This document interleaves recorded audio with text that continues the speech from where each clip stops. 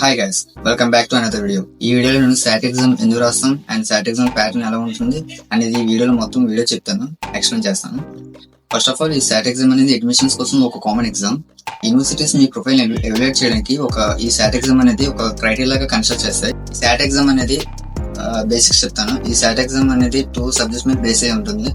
One is reading and writing and another one is maths.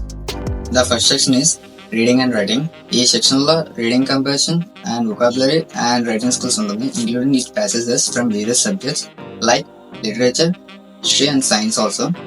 ఈ section లో మళ్ళీ 2 modules కింద డివైడ్ అవుతుంది and each one with 25 questions and 2 pre test questions.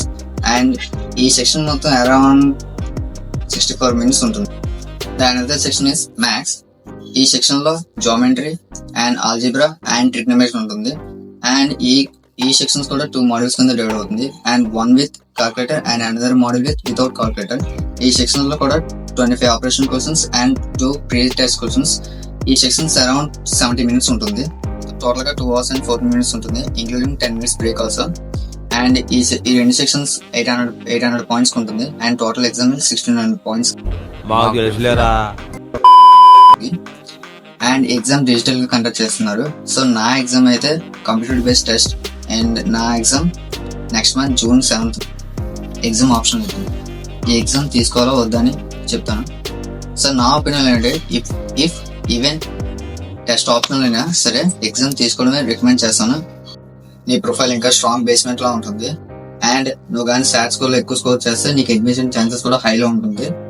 If in case you get low score in SAT exam, no problem, నీకు test option కింద consider చేయొచ్చు.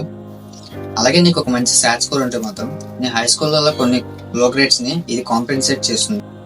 నీకు సాట్ score ఉండడం వల్ల నీకు చాలా స్కాలర్షిప్ ఆపర్చునిటీస్ ఓపెన్ అవుతాయి అండ్ యూనివర్సిటీస్ కూడా నీకు చాలా స్కాలర్షిప్ అవైలబుల్ ఇస్తాయి నీకు.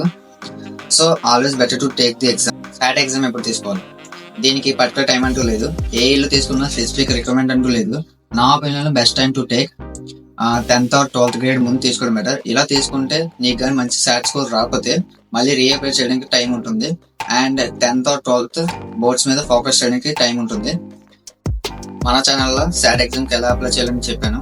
ఇక్కడ పైన ఐకార్డ్ లో ఉంటుంది అండ్ కింద డిస్క్రిప్షన్ కూడా ఉంది, అవసరం పడితే చూడండి. స్టాట్ లో మ్యాథ్స్ పార్ట్ అనేది చాలా syllabus 10th and 11th grade నుంచి ఉంటుంది. సో మీరు ఆ టైంలో తీసుకుంటే చాలా బెటర్ అండ్ హెల్ప్ అవుతుంది కూడా. మాక్సిమం యూనివర్సిటీస్ 1350 or 1400 points ఎక్కువ ఉంటే మీ ప్రొఫైల్ కన్సిడర్ చేస్తారు.